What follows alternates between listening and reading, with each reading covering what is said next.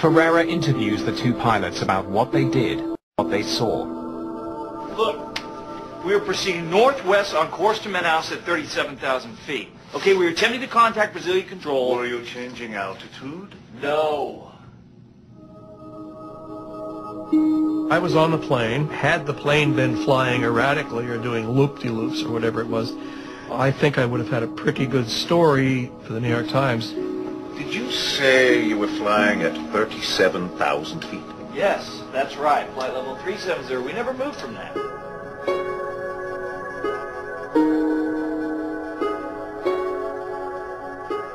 When he reviews the information from the Legacy's flight data recorder, Ferreira confirms the pilot's story.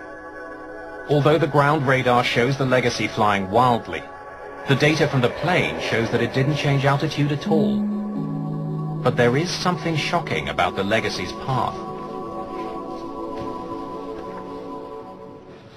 The business jet was flying north to Manaus, the Gol flight south from Manaus.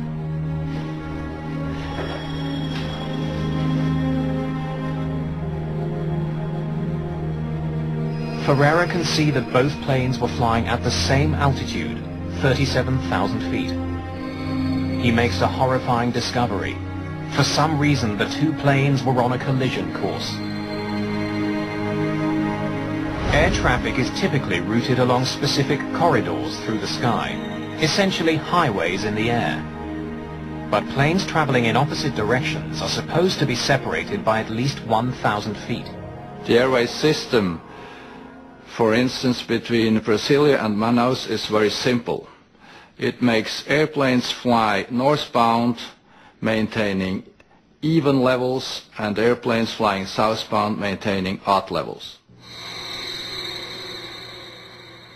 But somehow, the Legacy jet and the Gol 737 were traveling down the same aerial highway, in opposite directions. For long minutes, they were heading straight for each other.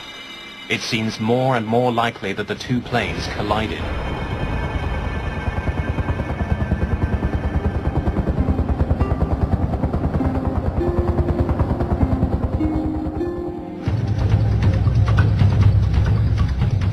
At the crash site, workers find support for this incredible theory. The left wing of the Gol flight is recovered. Investigators discover that about halfway along the wing, it's sliced clean through. None of the other wreckage is sliced this way. The precise nature of the cut tells Ferreira that this is not damage that was caused by impact with the ground. The damage on the left wing clearly shows that it was caused by a collision with another plane. The badly damaged wing would have sent the 737 into a spiral dive. The pilots would have had no way of controlling it.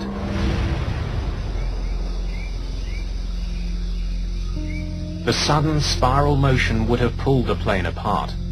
It's the reason the wreckage is spread over such a wide area. Ferreira finds the most conclusive evidence of a collision on the Legacy's damaged wing.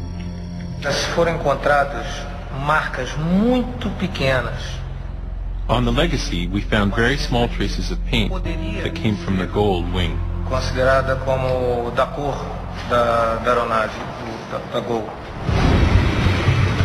Together, the planes had a combined speed of 1,600 kilometers an hour.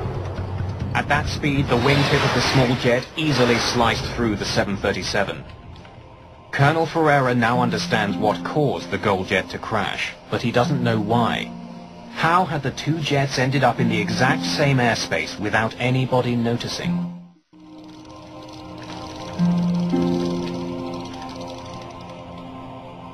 Investigators in Brazil now realize that they are dealing with something very unusual.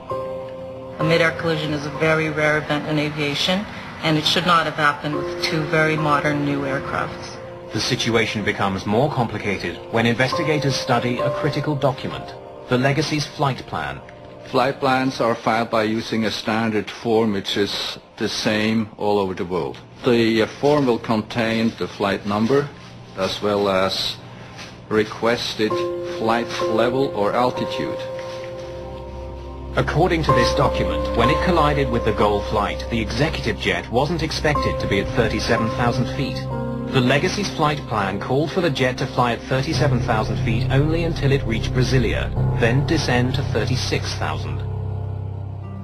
But the collision took place 850 kilometers northwest of Brasilia, well past the point where the Legacy was supposed to descend.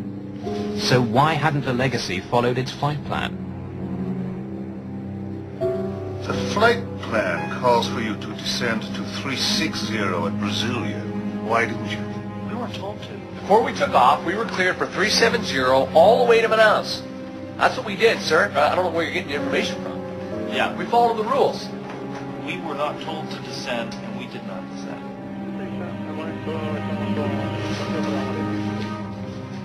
Colonel Ferreira needs to check the story that the crew is telling. He wants to know exactly what they were told by controllers when they took off from São José dos Campos. November 600 X-ray Lima, ATC permission for Manaus, flight level 370. The Legacy's last instruction was to fly all the way to Manaus at 37,000 feet. The pilots obeyed that instruction even though it differed from their flight plan. Air traffic control always can deviate from the flight plan because they have best knowledge of the actual traffic situation. Leaving Manaus, the Gol jet was also cleared to fly at 37,000 feet.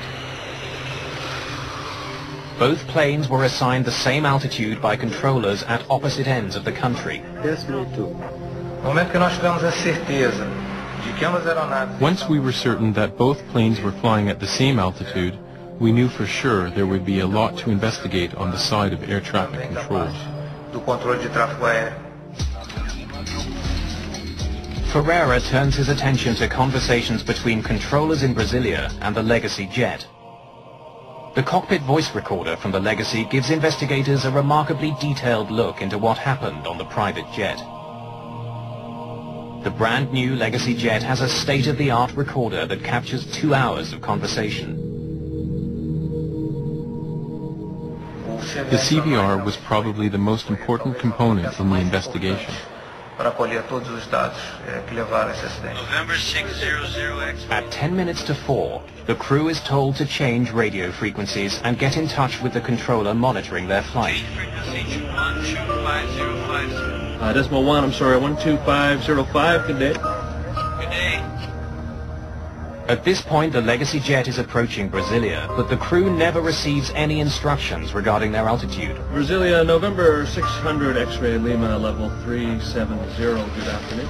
November 600 X-ray Lima. When the Legacy overflew Brasilia at flight level 370, according to the flight plan, it should have been descending to 360, but air traffic controllers simply forgot to give the order to the Legacy to descend to 360. The pilots would have assumed they were meant to stay at 370, 37,000 feet. No airplane should ever change altitudes without receiving instructions from air traffic control. To discover why controllers didn't give that crucial instruction, Colonel Ferreira takes a closer look at the technology used to monitor the traffic over Brazil. So, can you call up the Legacy jet screen for me? Na tela radar, nós recebemos a informação. On the radar screen, we see the altitude, speed, and the transponder information of each plane. Nós chamamos que é o código transponder da aeronave para a identificação de cada aeronave. Each flight has an individual code assigned to it that helps controllers track it. Underneath that, there are 2 separate numbers. On the left, the plane's actual altitude. On the right, the altitude the plane is supposed to be at according to its flight plan. So here, the number changes to 360. As the Legacy jet passed over Brasilia, the number on the right, the planned altitude, changed. The computerized system automatically updated it. According to the flight plan, at this point, the plane was supposed to descend to 36,000 feet, 360. To my knowledge, only Brazilian air traffic control system is using this kind of design. In other parts of the world, this update has to be done manually. The computer changed a single number. which led to a critical error. Without much experience with the computerized system, the controller mistook the new planned altitude for the plane's actual altitude. Só que o sistema mudou automaticamente, mudando o nível autorizado para... The system changed it automatically from the authorized altitude to the planned altitude, which made the controller believe the Legacy was flying at 360. Quando o outro controlador veio assumir o serviço, ele passou para ele o nível que estava no plano de voo 360. Police investigators told